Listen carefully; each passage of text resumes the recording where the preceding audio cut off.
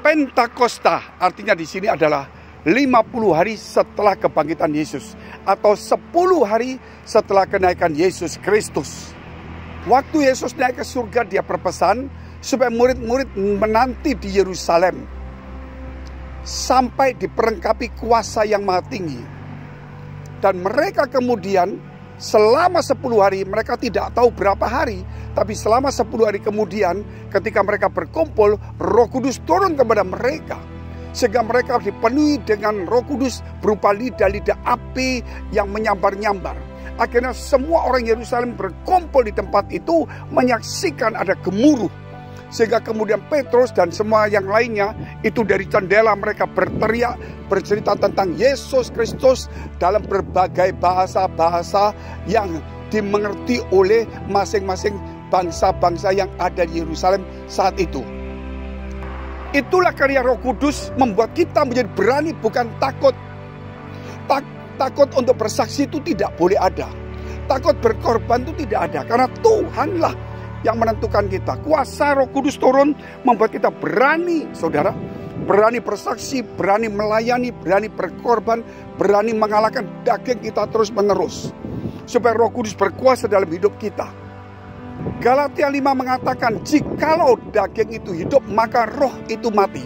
Tapi kalau daging kita matikan, roh itu hidup. Itu kuncinya, saudara. Jadi kita harus belajar mematikan daging kita. Tetapi apa yang perlu kita lihat, saudara? Bahwa Yesus berbicara tentang masa depan pada saat dia naik ke surga. Yaitu bahwa mereka akan mengalami kuasa Roh Kudus. Nubuatan itu sampaikan sebelum terjadi.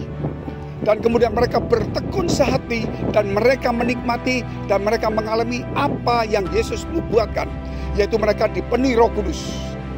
Ketika mereka menantikan nubuatan itu, mereka itu dikatakan dalam Kisah Rasul 1 ayat 14 dikatakan mereka semua bertekun dengan sehati dalam doa bersama-sama dengan beberapa perempuan serta Maria, ibu Yesus, dan dengan saudara-saudara Yesus.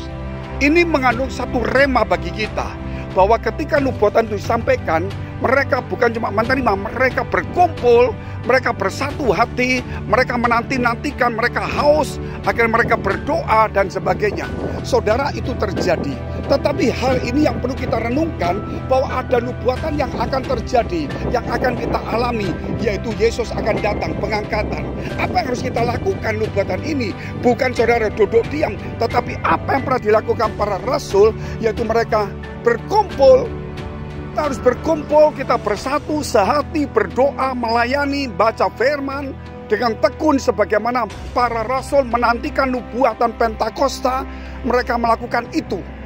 Tetapi nubuatan yang akan datang itu yang perlu kita harus pikirkan, bahwa dia akan datang. Apa yang harus kita perbuat? Yaitu kita harus menanti-nantikan, kita harus hidup suci dan saleh, kita harus bertekun sehati membaca firman Tuhan, jangan ada perpecahan. Sebagaimana dikatakan di dalam 2 Petrus pasal 3 ayat 12-13 dikatakan, jikalau segala sesuatu itu akan hancur semuanya, betapa suci dan salehnya kamu harus hidup, yaitu kamu yang menantikan dan mempercepat kedatangan Tuhan. Artinya di sini, mengapa Yesus belum datang? Gereja-gereja berkata, Yesus belum datang karena gereja dan kita tidak mau hidup suci dan saleh. Kalau semua gereja dan jemaat mau belajar hidup suci dan saleh, saya yakin kedatangan Tuhan itu akan datang dan kita akan juga diangkat semuanya. Jika kita semua mau suci dan saleh, saya yakin, apalagi semua gereja mengajar tentang hidup suci dan saleh, mempunyai karakter Kristus, jangan cuma baik semua mengajar baik, tapi baik semua menjadi orang baik, tetapi tidak menjadi serupa dengan Yesus. Semua orang mengajarkan orang baik, tetapi orang baik bisa jadi jahat.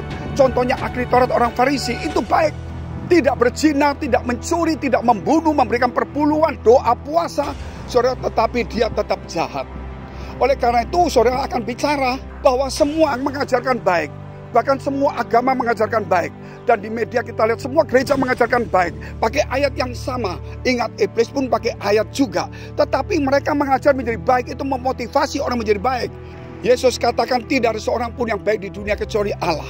Artinya kenapa kita mengajar baik? Gereja mengajarkan baik supaya saudara bukan menjadi orang baik, menjadi orang benar yang serupa dengan Kristus. Baik itu belum tentu benar. Benar itu pasti baik. Gereja mengajar saudara menjadi baik itu sesuai dengan karakter Kristus, menjadi serupa dengan Yesus, menjadi orang benar, orang yang bergaul dengan Tuhan, bergaul dengan firman Allah, menjadi suci dan saleh. Maka saya yakin inilah saudara, di saat Pentakosta kita merenungkan ini, yaitu jangan berhenti kepada hanya puas dengan Pentakosta, tetapi ada yang akan datang. Bagaimana sikap kita? Sudah diberi contoh oleh para rasul. Mari kita kerjakan bersama sesuai dengan apa yang para rasul telah teladani. Sampai jumpa. Tuhan Yesus memberkati.